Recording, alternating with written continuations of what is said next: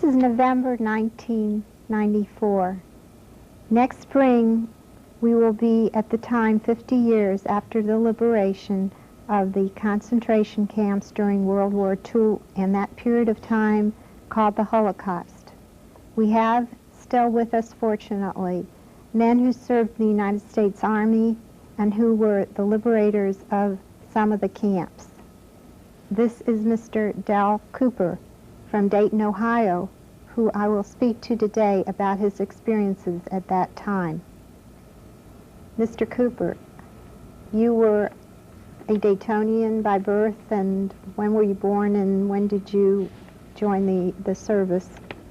Yes, I am from Dayton, born on 1st Street here in Dayton, Ohio, and I've lived in this area all my life. I'm 71 right now. I joined the service in January of 1943 in an anti-aircraft outfit. I joined up at Columbus, Ohio. I went through the draft boards here in Dayton as a volunteer. I have a V in front of my number. And I was sent to Columbus, Fort Hays, and then from there up to above Chicago at Fort Sheridan, which I think is closed now, in an anti-aircraft outfit. And then from there I took a couple of years training with the anti-aircraft and all over the country, maneuvers out in Oregon and California. And then in December of 1944, they pulled a lot of us out. I always said they pulled the healthy ones out. I don't know how healthy I was, but they pulled us out and sent us to several different units. And I happened to be sent to the infantry at Camp Van Dorn, Mississippi, and from there over to Camp Swift, Texas, as an infantry replacement or trainee. And you still have your uniform and your medals from that period of time? Yes, ma'am. The uniform I have is the second one I got, really. The first one would be a blouse. This was the Eisenhower jacket here. And on it is the accoutrements of my rank that I ended up with as sergeant. I was a PFC. I thought I was going to become a professional, and I went and asked for a raise one time, and they made me a sergeant, believe it or not.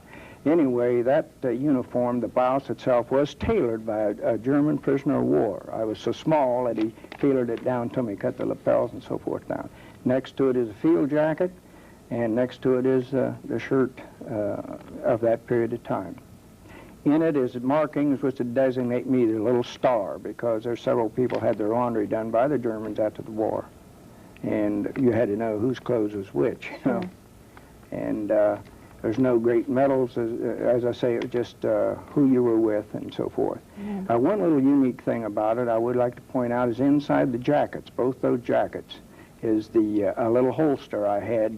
They disarmed us pretty much after the war because they didn't know what we would do. And I always carried a .25 automatic. I said they'll never disarm me. I had a right to protect myself. And at what point did you go overseas? And I was late, thank God. I was late. I went over, left the middle of March, 1945. And I was up with my outfit in the first part of April of 45. And like I tell, they just passed Frankfurt, you know, almost to Fulda. And I told everybody I saw all I wanted to see and more. In what little time I was there as an infantry replacement, you're on the front all the time, except you do leapfrog, regiments do. Right. So you saw a lot of wounded and dying men, too? I saw wounded. I didn't see too many dying. I'll frankly tell you, I didn't want to go look at our own men dead. I was afraid I would become afraid if I started seeing too many of our own people. But a little later, I'll tell you a little later as we talk, I saw all I wanted to see a little bit later. Right. And then at what point had you heard anything about camps where people were being... Concentration camps? Oh, yes, ma'am. Camps, you had? Yes, ma'am. I fully believe that we knew more than most of the Germans. See, it was handled by the SS, special outfit of the Germans. And I think that we men knew more, and women, Americans, about the concentration camps than the Germans. Now, they knew about concentration camps because their own people, maybe their neighbor, but they really, in my opinion, didn't know all that much about the death camps. If you knew too much over there, you know, they'd kill you. So, tell us how you got to that day and that point. As I said, we were moving fast. The Germans were pretty well whipped by the time I got over there, and like I say, thank God. But we were moving very rapidly. As an example, I picked up that Hitler book over there, and I picked up, which is an original, I picked up that Nazi flag. As we went along, we never stole anything. It was always liberated. And then we were headed right into Czechoslovakia. I was with the Third Army, and then they shoved us south or east or whatever you would call it into Austria. And I think we went across in Austria on a day, and we stayed. You want me to go right into telling you? Tell us your... We stayed. I stayed in the neatest, cleanest little apartment you ever saw. You know, we didn't stay outside. We were infantry, but at that stage of the game moving, we threw the Germans out if they were any there. Usually they would disappear, and we would just have access to the house, and we would try to get in and get fresh food because we were eating rations all the time. And we stayed in Lambach, Austria, and of course it didn't mean anything to me, you know. The names. But anyway, I went down the next morning. Like I say, the cleanest, neatest little apartment you ever. So I went down the next morning to the railroad station, and like I say, we had just come into town, and my captain was there. They had our field kitchen set up in the railroad station, and they had hot water where you could make some coffee. And I stepped through the little narrow railroad station, and just as I stepped through, I saw something to my right, and I looked down, and here was I guess a 13 or 15-year-old boy in a striped, like, pajama suit. And of course, we had heard some of this kind of stuff, you know. And he was scratching himself and all this, and I thought, my goodness. So I stepped back in at the station, and I said to the captain, who, by the way, I still see now and then, Captain Swope from Alabama. I said, sir, what is that out there? And he says, Coop, he says, there's a concentration camp about 5 clicks down the road. He said, there's going to be a truck come up here after a while. He said, would you help? Now, this is my captain, I'm a PFC, you know. But this is the way we talk to each other. He said, would you help break open one of the, we said we captured that train out there, would you help break open the car and take a load down of food? I said, yes, sir. The captain is talking. So the truck came, and we broke open the car, and we loaded it with food. And from there on, I started down the road with there was 3 enlisted people in the back, including me, and one enlisted driver, and a major who had gone along. And we started seeing people just out along the road as we went away, quite a ways away from the railroad station, and this junkie and this and that, you know. And then we started smelling something. And I was raised around here, and this is farm country, as you know, and I never smelled anything like this in my life or since.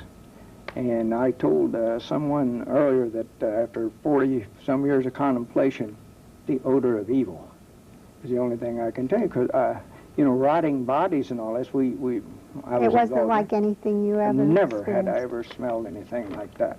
And I'm sure anyone who was near one of those places, as a fresh individual, would tell you the same thing. That odor, you never would forget it. So we went in and turned off the road and went in, and it was unbelievable what we were getting. And it was a rainy, about like we have outside, a little bit rainy and misty. And we started seeing bodies laying all over, and just no meat on them. You know, that's flesh, I know, but no meat. I'll put it in quite basic vernacular. And they started crowding around us at the truck, and we actually became apprehensive that they were going to overwhelm us. They were just almost beyond reasoning, and they knew we were Americans. And the next morning, I'll just go on, if you... Do you remember the date of that yes, first day? It was the 5th of May, 1945, because here's a letter that I wrote to Joan, my wife, who I just married for when I was on the 6th of May, 1945. This letter is in a museum, the Center for Holocaust Studies in Brooklyn. And the mess kit I wrote it on is there. The boots I wore in the camp, the little yellow cloth Jewish star that one of the inmates gave me, is also there. And of course I have some of this other stuff. Someone will end up with it someday, whoever. Doesn't do me any good anymore, you know. And anyway, it was a shock. I was 21 years old, and like I say, we had heard about these places and so forth, but never dreaming. Now, during the war, previously, we had gone through what I called a slave labor place. Now, there is a heck of a difference. And I never will forget, these people came boiling out of this enclosure, and I was on a truck. And one fellow had cut his arm, obviously had cut an artery too, because it was spurting blood, and he was so happy, waving his arms, you know, and so forth. And we were ducking the blood because we didn't want, you know, we wanted to stay halfway clean. But they were in pretty good health. These people I'm talking about, they were Hungarian Jews.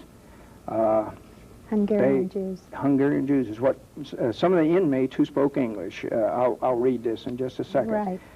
And there was no mistaking what they were saying and what we were saying to them, because we were understanding fully what we were all saying. The human excrement was all over, and the bodies laying around. And this was a satellite.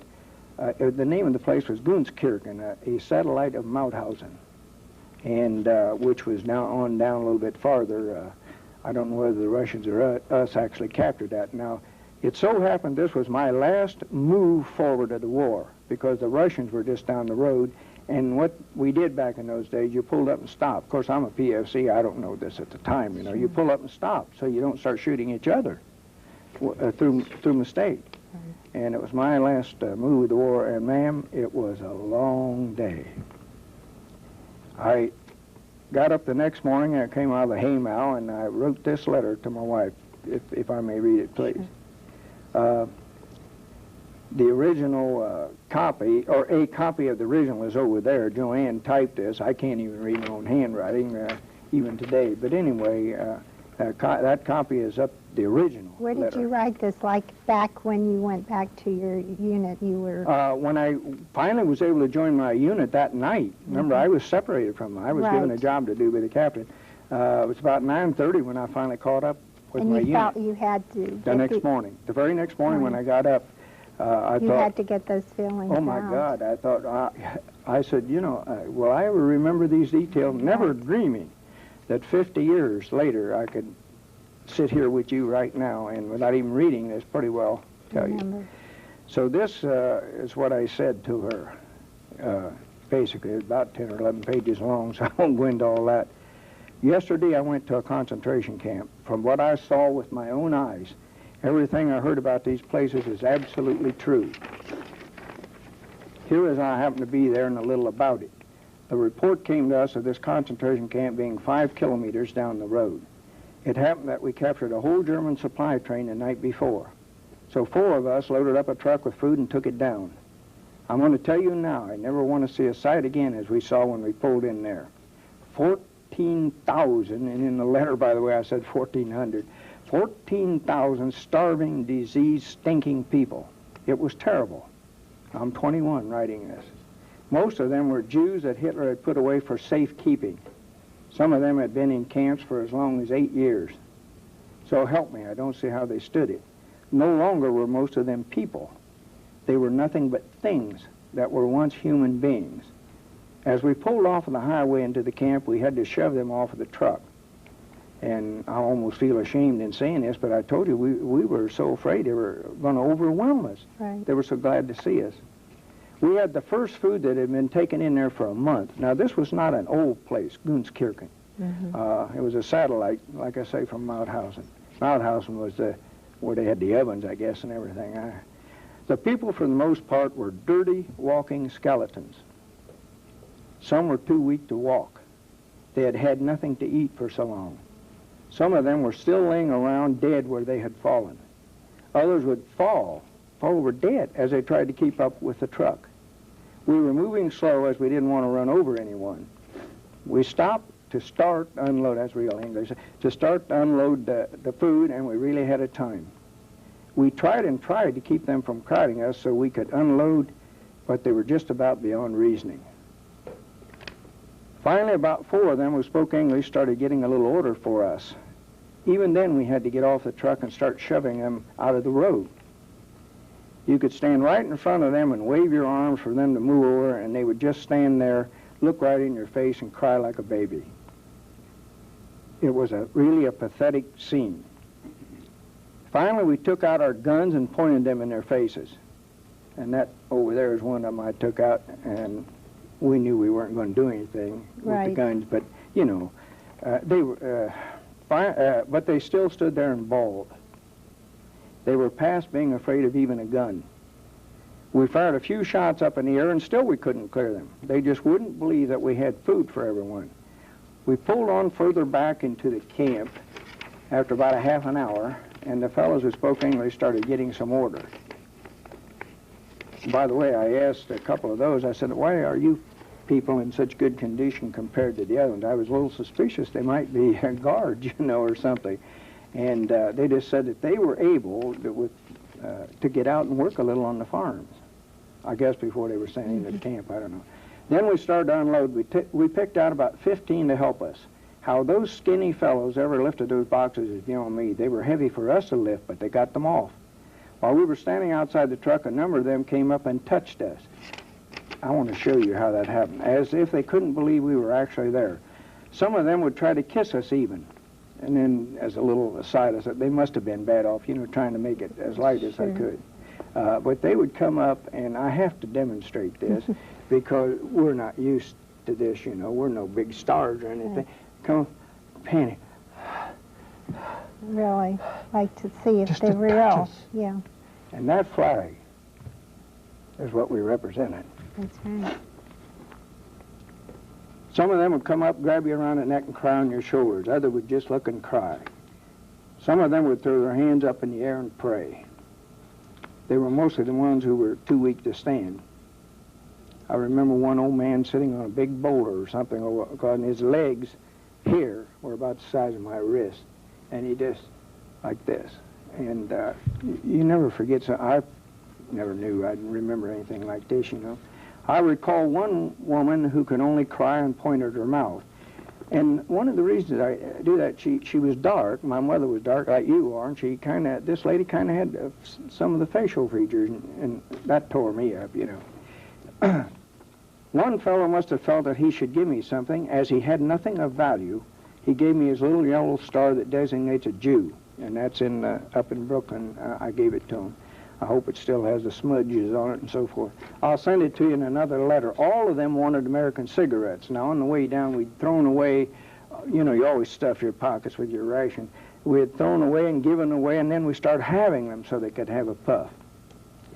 I had given all but 4 of mine away on the road coming to the camp, so I have the 4, so I had, so at least 8 of them could get a few puffs. Everybody wanted American cigarettes, by the way. Finally, everything was unloaded. And by the way, they wanted water, some of them worse than food. And that's where I really learned the value of a drink of water, even though I'd put in time on the desert and everything. But you can hardly stand, and you want a drink of water, you know, before we gave them food. Finally, everything was unloaded. As a major who went with us couldn't get much order, he left everything up to we 4 enlisted men. The major, he might have been Jewish. He was torn up. He was really torn up. I felt sorry for him. I estimated we had 2,400 cans of chow aboard, so I explained to one of the fellows, put 2 persons to a can. I might have killed some there, I don't know. That was an awful lot of food, even for one man. You see the conditions these people were in, too much food all at once would probably have killed them, but we tried to rationalize, you know. It was only a kid. Yeah. The cans were about the size of a regular can of peaches, so that was plenty for a starter. Someone, I didn't know who, had slipped 500 eggs aboard. I took one of the guys and told him to start with the children and give them 1 egg apiece. And if they had any left, to give them to the women. The men, if you could call them that, I don't say that in a detrimental way. I understand. You just meant they were sticks standing there, could eat the meat. He told us people were dying at an average rate of 150 per day at this camp. They just stacked them up in a pile if they died in the barracks.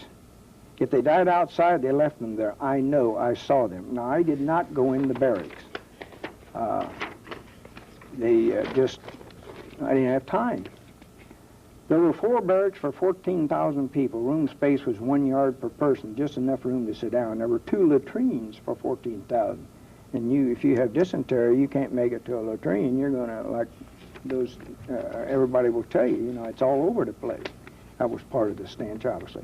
Some of them were too weak to go to the latrines, so the barracks had to do. What a mess. There was human refuse every place. I had enough on my boots to be a walking sewer pipe. On top of this, they had no water. They had to stay off the roads and so forth, you know. There was another that was another thing we had to tell them, stay off the roads, please. We didn't know this was our last move of the war, and I told them, you're liable to get us killed if our supplies can't get to us. Those that could walk wanted to travel, and you can imagine how that would have been with them on the roads with us. The young people who are at this camp will probably never get over it. They will be stunted for life. Now, this is a conjecture on my part. Obviously, as a 21-year-old, right. I don't know how they are today. You may see pictures of this back home as they put a call through for photographers. Don't know whether they went or not. After we left, we didn't go back. Instead, we got a better idea. Well, our truck of food in there when the tracks ran close by, and we had a whole train of supplies. Also, an engine with steam up and an Austrian engineer. So we moved the whole darn, I said damned in the letter, I think, train load down close to the camp. Enough food and other articles to last them until they were strong enough to go on their way. Later in the day, that pistol over there has significance. After we left this place, I was riding in a Jeep with some people. I didn't know who they were. Remember, I was separated from them from my outfit. Right. The captain gave me a job to do, and you did it in those days, the best you knew how. Later in the day, we stopped at a farmhouse. See, we ate as much as we could off of the people over there if we could, because rations get mighty old after a while. We stopped in a farmhouse, and I think there's a couple other fellows myself, and this Jeep. And, of course, there's no top on it, and the roads were muddy and just nothing but a walking mud pile. And we went in the place, and there was a French DP. That's displaced person. A lot of people don't know that. And I can't speak French and have a hard time enough with English. But anyway, he came up to me and grabbed my sleeve, and he said, SS. And he held up 2 fingers. Now, SS, as we knew them, were the bad boys, because we knew they were the ones that were the shock troops and this and that and so forth. And I said to these fellows, I said, oh, Lord, I said, this man says there's SS out here, 2 of them. I'll go with him. So that pistol over there pulled out, and I had 2 of them, pulled 2 of them out. And as I stepped out the back door, here's German soldiers washing their feet. So, I thought, my God, and I jumped back in. I said, hey, there's Germans outside the door. So we made them put their boots on and so forth, and these guys held them, and I went with this French DP out into the, towards the barn and so forth, and we peeked around the corner, and here was a fellow standing. He was bare from the waist up, young fellow, probably not much older than me. He had on civilian trousers, and the French DP said SS. So I took that pistol and another one, which I no longer have, and I put them behind me like this, and I walked out towards him, and he kept looking at me just like you're looking at me. And, I can tell you in the basic language I use or smooth it over a little, but I walked up to him, and I said in German to him, pretty bad German, Deutsche Soldat. Mm-hmm. And he kept looking at me and never said anything. And I stepped up to him, whipped that pistol out, and put it right on him like this, and I said, you're a blankety-blank SS man, and I started to squeeze the trigger to kill him. And I'm thinking in my head, you SOB, raise your arm. That day I found out the difference between murder and killing. I could kill you if I had to, but I can't murder you even today. And that would have been sheer murder. So one of our guys stepped back and said, shoot the SOB, Cooper. And I stepped back and I said, you shoot him. Mm-hmm. Well, he couldn't either, because we do try to play fair most of the time. Anyway, I went like this to him to drop his trousers. And underneath the civilian trousers was the dark SS uniform, so I knew had I shot him, I was really shooting an SS man. So we took him with us, and I said, you know that SS man I captured later in there never came so near to dying in his life. I pointed my pistol right against his heart, but I just couldn't shoot him down in cold blood. Some of the kids asked me, you ever kill anybody? And I said, well, I think so. And I said, at least one.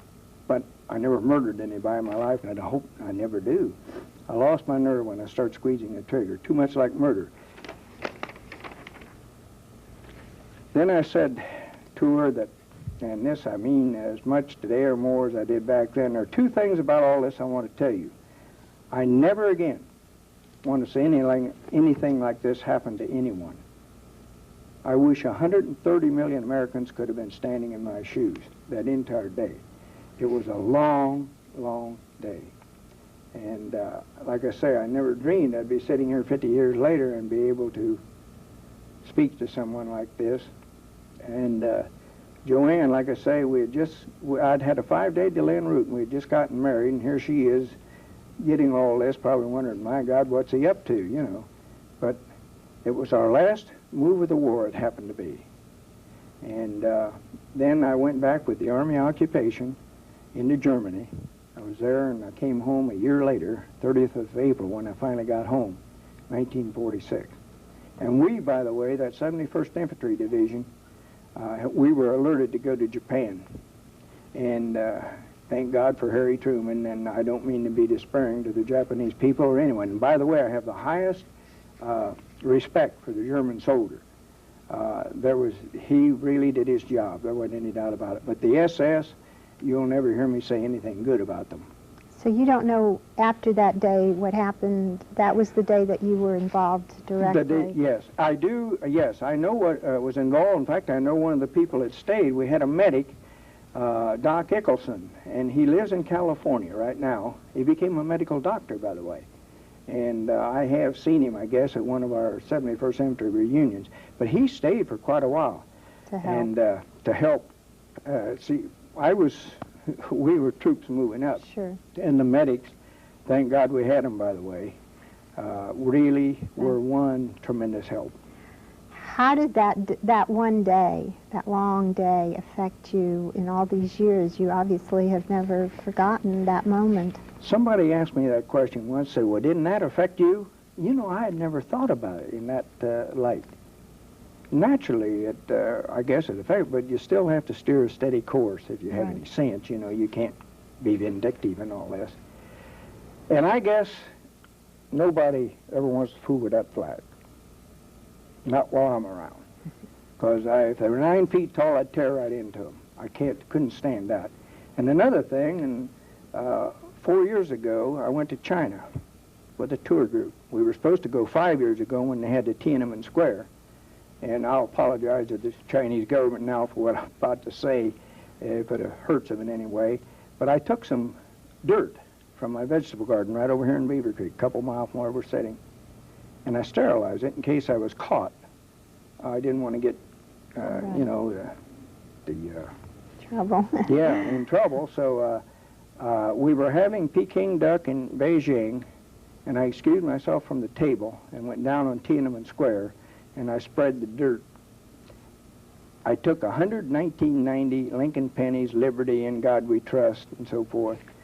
Just innocuous little things, you know, that makes me feel better after experiencing something like this. So it has affected you. I mean, here you're a very humane person, and you saw real inhumanity that you can't explain It or was understand. insanity along with inhumanity, without a doubt. No, we don't. You have to steer a steady course. You'd have to be real. Like I brought that weapon in here. Within the last month, there's been a lot of shootings around at schools. Right. Well, I've had that 50 years, and I don't hopefully never have to use it with anyone. Right. Now, you think about it, and from time to time, but when you first came home, you had the career to get started, et cetera, et cetera, et cetera. Right. And so you didn't have time to think about things like that then. And I honestly think that we knew more about those places than the Germans themselves, than most of the Germans, you know, other than the ones directly involved. Because if they asked too much, they went in the concentration camp themselves. They knew about concentration camps, but the death camps. I was in Auschwitz a couple years ago, and in fact, I have a rock back there I picked up over there. And there's not much left of it either. You know. Well, the American people thank you and all the soldiers that have gone into the camps as liberators, and we record these stories so that people will remember and it won't happen again. I hope not. Thank you. Mm-hmm.